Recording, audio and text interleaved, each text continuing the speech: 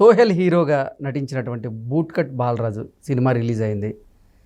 Cinema చూడకుండానే చాలామంది కూడా సినిమా చూసినట్లుగా, సినిమా అట్టర్ ఫ్లాప్ అన్నట్లుగా కొంతమంది రివ్యూ అండ్ రేటింగ్ ఇచ్చేటువంటి ప్రయత్నం అయితే చేస్తున్నారు. వాళ్ళని ఉద్దేశించి సోహెల్ కూడా కొన్ని వ్యాఖ్యలు అయితే చేయడం జరిగింది.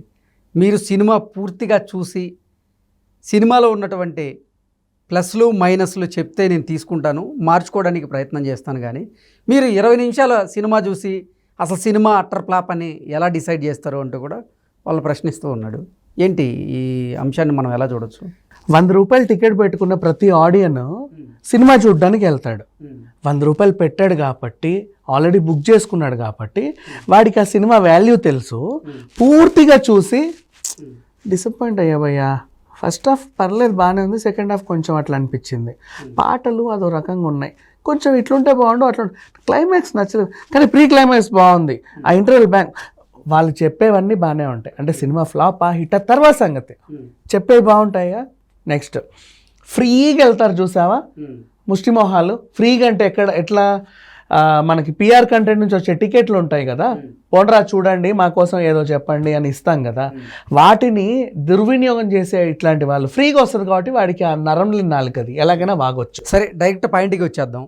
పూల చొక్కా నవీన్ అతను ఒక స్పూఫ్ చేసేటువంటి వ్యక్తిగా కొన్ని వీడియోలు చేస్తూ ఉంటాడు. అలాగే రిలీజ్ అయిన ప్రతి సినిమాకి కూడా రివ్యూ రేటింగ్ ఇస్తూ ఉంటాడు. ఆయన రేటింగ్ కొంచెం డిఫరెంట్గా ఉంటుంది. టమోటాలు ఇస్తాడు రేటింగ్కి బదులు. అది గతం నుంచి మనం చూస్తూనే వచ్చాం. ఈ బూట్ కట్ బాలరాజు సినిమా చూసిన ఈ పూల చొక్కా నవీన్ ఎవరైతే ఉన్నారో అతను 0.45 టమోటాలు మాత్రమే ఇస్తాను బూట్ కట్ బాలరాజుకి అంటూ కూడా ఒక వీడియో చేయడం జరిగింది. అది పెద్ద ఎత్తున ట్రోల్ అవ్వడం జరిగింది. అది సోహెల్ దృష్టికి వెళ్ళడం, సోహెల్ దాని మీద స్పందించడం, ఇవన్నీ మనం చూసాం. అసలు ఏంటి ఈ పూల చొక్కా నవీన్ ఎందుకు 0.45 రేటింగ్ మాత్రమే ఇచ్చాడంటే? సరే, ఈ అబ్బాయి ఎంత ఇచ్చాడో పక్కన పెడితే, అంతకుముందు కూడా చాలామంది అంట ఆ థియేటర్లో కూర్చొని 20 నిమిషాలు సినిమా చూసి, ఫ్రీగా వస్తాయి కదా టికెట్లు, 20 నిమిషాలు సినిమా చూసి ఏముంది లేదు ఇంట్లో బయటికి వెళ్ళిపోయి రివ్యూలు రాసేస్తున్నారు. 20 నిమిషాలకే వీడికి అంత పెద్దగా ఏం అర్థమైందో మనకి తెలియదు. మళ్ళీ సరే పోనీ, ఇందాక ఏదో పేరు చెప్పావు, ఆ దరిద్రాన్ని పలకడానికి నాకు ఇష్టం లేదు. మరి అంటే ఏంటంటే ఇన్నేళ్ళ నా కెరీర్లో అంత నీచంగా ఇట్లాంటి టాపిక్ గురించి కూడా నేను మాట్లాడాల్సి వస్తుందని నేను అనుకోను. అంటే మరి ఇట్లాంటి వాళ్ళ గురించి కూడా మాట్లాడాలంటే నాకు నేను దిగజారిపోయినట్టు ఫీల్ అవుతున్నా ఫస్ట్ ఆఫ్ ఆల్. కానీ మాట్లాడక తప్పట్ల సోహెల్ కోసం చచ్చినట్టు మాట్లాడాలి, అంతే కదా. ఇప్పుడు ఎంత పెద్ద సీఎం అయినా పిఎం అయినా మనం వాళ్ళ గురించి మాట్లాడుకుంటాం. ఎవడో అడ్రస్ లేని వాళ్ళని పొడిచినా తుడిచినా చచ్చినట్టు మాట్లాడాలి కదా. అట్లాంటి సిచ్యువేషన్లో ఇలాంటి అడ్రస్ లేని మనుషుల గురించి కూడా నేను మాట్లాడాలనుకుంటున్నా. బట్ వాడి పేరు తీయడం నాకు ఇష్టం లేదు. వాడెవడో కూడా నాకు అడ్రస్ లేని వాళ్ళ గురించి మనకు అనవసరం. ఇక అసలు విషయానికి వస్తే, వాడెవడో అడ్రస్ లేనివాడు ఏం చెప్పాడంటే, నేను 6 ఏళ్ళ నుంచి ఇండస్ట్రీలో ఉన్నాను, నాకు ఎడిటింగ్ తెలుసు, అది టిట్ నొక్కడం తెలుసు, ప్లగ్ చేయడం తెలుసు, స్విచ్ చేయడం తెలుసు, అండ్ ప్రొడక్షన్లో ఏ టెట్ ఉంటాయో నాకు అన్నీ తెలుసు, లైట్ వేయడం తెలుసు, లైట్లు ఆర్పడం తెలుసు, చాలా బాగా నేర్చుకున్నాను, కథలు రాయడం తెలుసు, ఏబిసిడీలు తెలుసు, ఈలు తెలుసు, ఈలు బండిరా వరకు ఎక్కడో ఉంటే మనకి ఎందుకులే, నాకు మాత్రం తెలుసు అని చెప్పుకొచ్చాడు అనమాట. ఈ సినిమాకి రివ్యూ ఇవ్వడానికి నేను బాగా అర్హుణ్ణి, ఎంత అర్హుణ్ణి అంటే అంత అర్హుణ్ణి, నాకున్నంత అర్హత అసలు ఎవరికీ లేదు అన్నట్టుగా చెప్పుకొచ్చాడు. అసలు విషయానికి వస్తే, ఈ దరిద్రుడికి, నీచుడికి, నికృష్టుడికి, పందికి, ఊర పందికి ఎన్ని అర్హతలున్నా వీడు ప్రొడ్యూసర్ కాదుగా.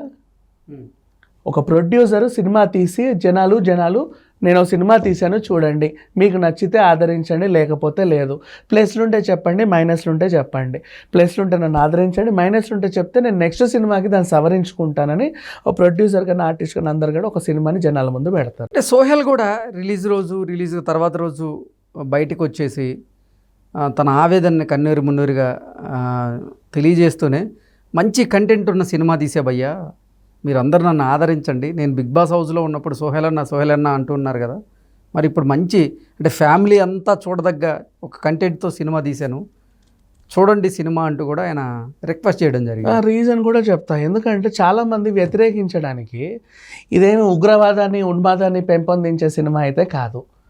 జంతువుల్ని చీల్చి చెండాడి యానిమల్ హామ్ చేసిన సినిమా కాదు.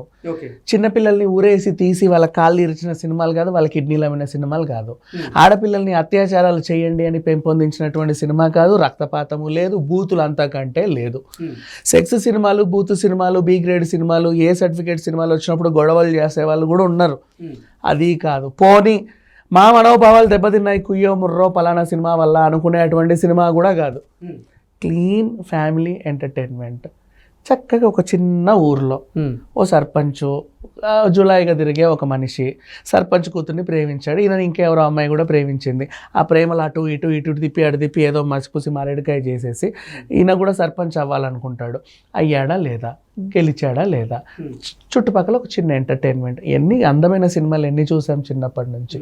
ఒక నిమిషం, రంగస్థలం హిట్ కదా, అది కూడా ఇంతే కదా, ఒక చిన్న ఊర్లో జరిగిన కథ. అంతెందుకు నిన్న హిట్ అయిన హనుమాన్ కూడా ఒక ఊరు ఇదే, అంజనాద్రి ఊరికి సంబంధించిన కథే.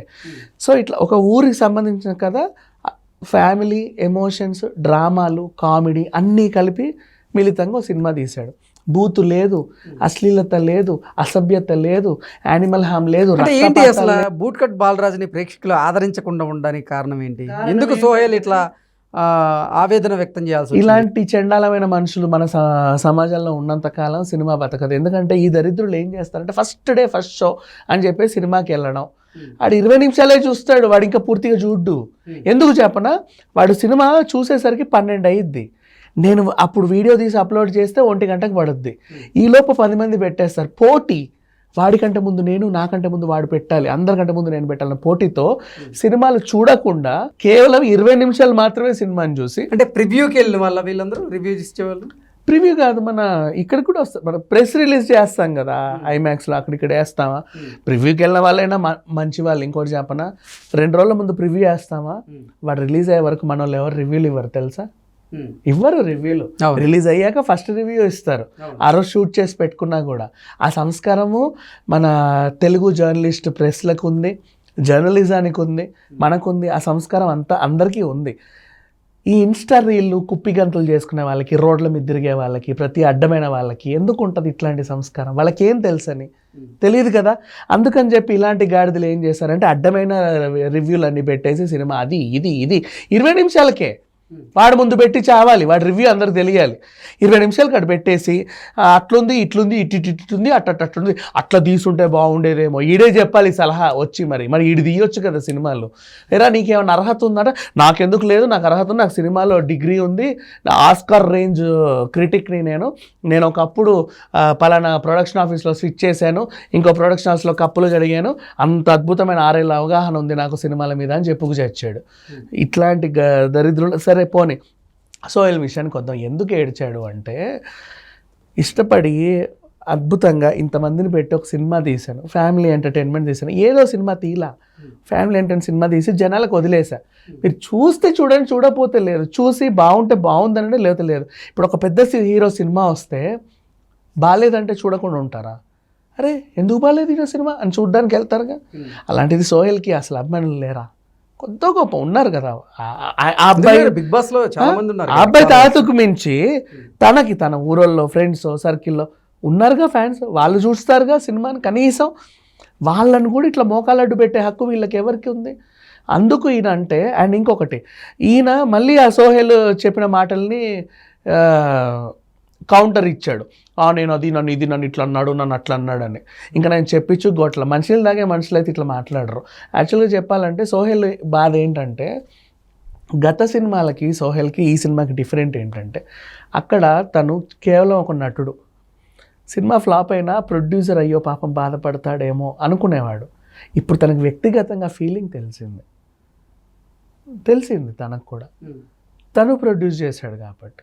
సో ఆ పెయిన్ ఇప్పుడు ఎంత మాట్లాడుకున్నా ఎవరైనా చేసినా నొప్పి సోహెల్కే తెలుసు, ఇంకెవరికి తెలియదు. మళ్ళీ ఇప్పుడు ఏదో పుంజుకున్నట్లుంది తెలంగాణతో పాటుగా ఆంధ్ర, రాయలసీమ ప్రాంతాల్లో కూడా ఇప్పుడు మళ్ళీ కొంచెం కలెక్షన్లు పెరిగినట్టు. ఇలాంటి దరిద్రులందరినీ పక్కకి జరిపేసి మనలాంటి వాళ్ళు కొద్ది గొప్ప బాబు నచ్చినా నచ్చకపోయినా సినిమా చూడండి అయ్యా, చూసి మీ అభిప్రాయం చెప్పండి అంటే చూసిన వాళ్ళు నిజంగా బాగుందంటున్నారు.